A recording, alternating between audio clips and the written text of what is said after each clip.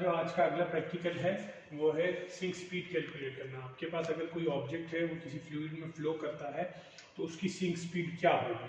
उसके लिए हमारे पास जो ऑपरेटर्स रिक्वायर्ड होगा, हमारे पास है drag coefficient for spheres operators. इसमें हमारे पास दो साइलेंड्रिकल ट्यूब्स हैं जिनमें हमारे पास फ्लूइड होगा। अगर आपने किसी दो फ्लूइड्स की विस्कोसिटीज को कंपेयर करना है तो एक में आप लेट्स से फॉर एग्जांपल एक में आप मोबिल ऑयल डाल दें, दूसरे में केरोसिन ऑयल डाल दें, सेम पार्टिकल मूव करवाएं, जिसकी सिंक स्पीड ज्यादा होगी उसकी विस्कोसिटी कम होगी, जिसकी सिंक स्पीड कम होगी उसकी विस्कोसिटी ज्यादा होगी।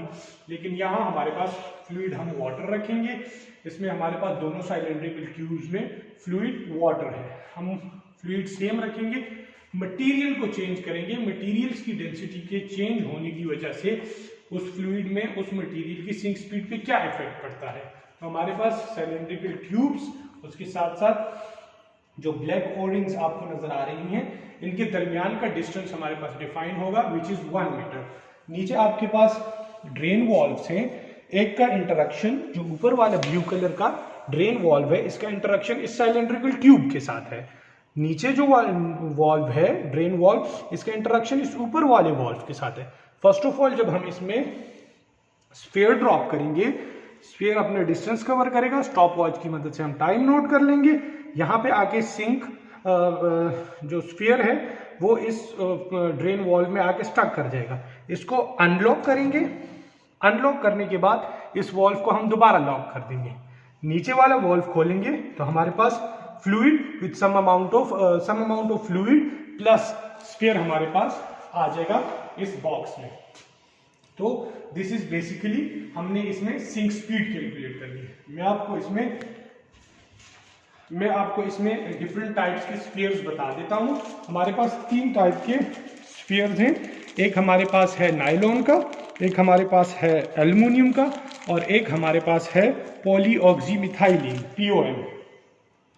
जो आपको ऑफ वाइट कलर का जो स्फीयर नजर आ रहा है, इसका डायमीटर हमारे पास 10 mm है और ये जो मटेरियल है ये नायलॉन का मटेरियल है। नेक्स्ट हमारे पास ये जो मिल्की वाइट स्फीयर आपको नजर आ रहा है, इसका भी डायमीटर 10 mm है और ये जो है आपके पास मटेरियल है पॉलीऑक्सीमिथाइलिन का।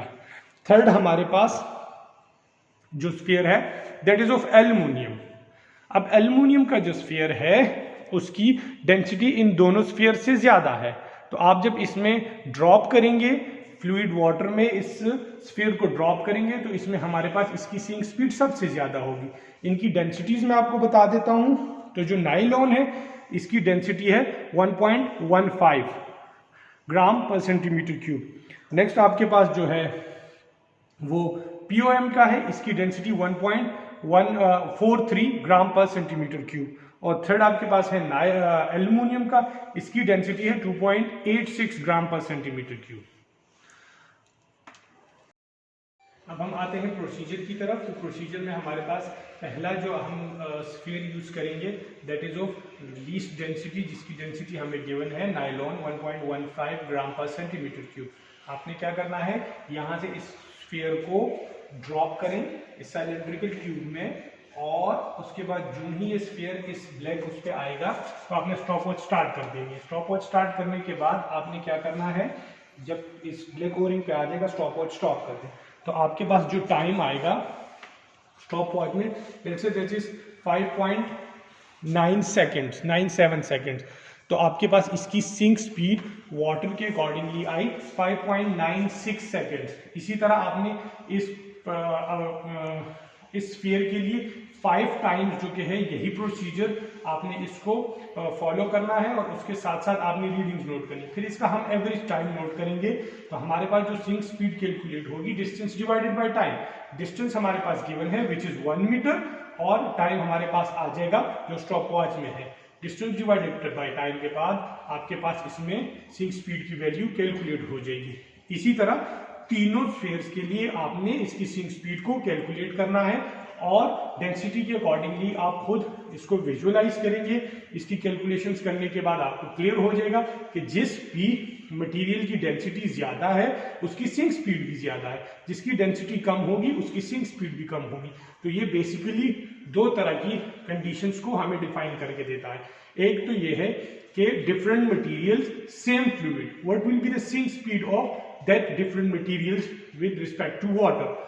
और दूसरा प्रोसीजर हम ये कर सकते हैं कि इसमें दो डिफरेंट फ्लूइड्स डाल के सेम पार्टिकल्स मूव करवाएं, तो उसकी विस्कोसिटी भी हम कंपेयर कर सकते हैं कि लेट्स सपोज मोबिल ऑयल की विस्कोसिटी केरोसिन ऑयल से ज्यादा है, वो हमें इसी सिंक स्पीड की मदद से पता चलेगा। लेकिन उसके लिए लाजमी ये है कि आपके पास स्फीयर की डेंसिटी, स्फीयर का डायामीटर और उसके साथ साथ मटेरियल दोनों सेम होने चाहिए।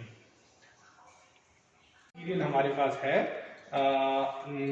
पॉलीऑक्सीमिथाइलिन का। इसको हम क्या करेंगे, यही सेम प्रोसीजर फॉलो करेंगे। यहां से हम इसको इस सिलेंड्रिकल ट्यूब में ड्रॉप करके और हमने इसका टाइम नोट करना है। ये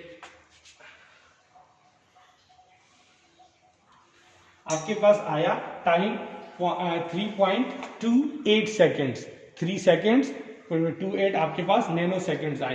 तो ये आपके पास अगर आप देखें तो नायलॉन की जो डेंसिटी है वो POM से कम है, तो उसने टाइम लिया अराउंड अबाउट 6 सेकेंड्स।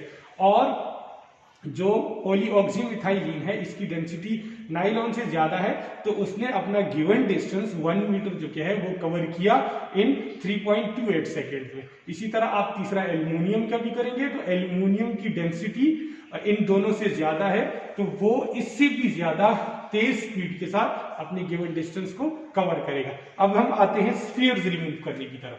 तो स्फीयर्स आपने कैसे रिमूव करनी है, इस बॉक्स को आप इस ओपनिंग के नीचे रखिए। पहले आप ऊपर वाले ड्रेन वॉल्व ओपन करें, एंटी क्लॉकवाइज ओपन होगा, इसको दोबारा क्लोज कर दें। क्लोज करने के बाद हमने नीचे वाले ड्रेन वॉल्व को खोलना है, तो ये आपके पास इसका स्फीयर जो क्या है यहाँ रिमूव होके आपके पास आ गया।